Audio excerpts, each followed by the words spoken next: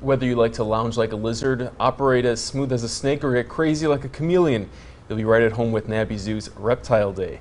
Joel Vanderbush is curator of conservation and education at Niabi, and he's here with a special guest today. Welcome. Thank you very much. Okay, so first tell us, what is this? Well, this is a blue-tongued skink. Okay. It's, of course, a lizard that actually originates from Australia, but actually we have 3 different skinks right here in the Quad Cities area.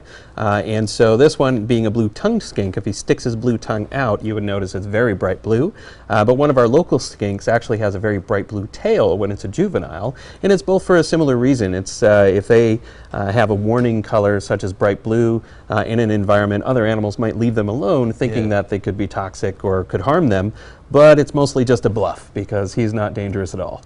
All right. Yeah, he looks pretty chill. He right is. Now. Yeah, so he's pretty relaxed, and you know, skinks are one of those great lizards to have around because they help get rid of a lot of the insects that we don't really like, things like mosquitoes and gnats and all of those. So they're pretty helpful in our environment. Could skinks also be pets? Like, would we see them at homes, or is zoos the best place for them? Well, this one in particular, yeah. I mean, this is a pretty popular pet lizard. Anyone who's going to get a pet needs to make sure they do proper research, that they set things up correctly for heat and light and all of those things and give them adequate space. Okay, so Reptile Day coming up Saturday. Tell us about it. Yeah, so Reptile Day, we're kicking it off with our breakfast with the reptiles. And even though registration on that is full, we have a lot of reptile enthusiasts that'll be coming to that breakfast where they'll go to meet a number of our reptile ambassadors.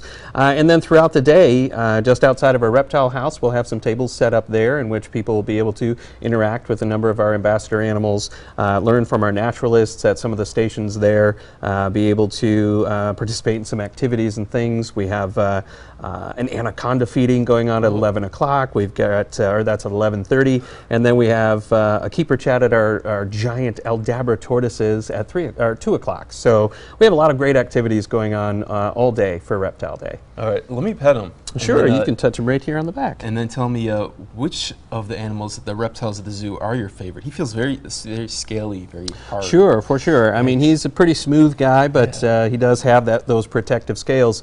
You know, I'm a fan of most of our reptiles, but there are a few that stand out. Of course, we have our reticulated python, who's like 17 feet long, and he can be found in our biodiversity hall.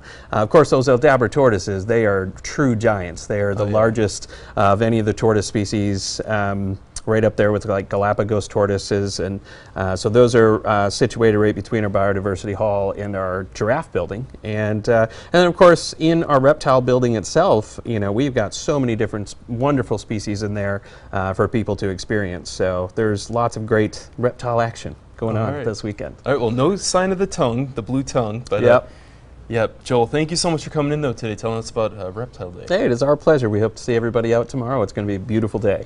All right, and for more details on the Niabi Zoo and the website, go to ourquadcities.com.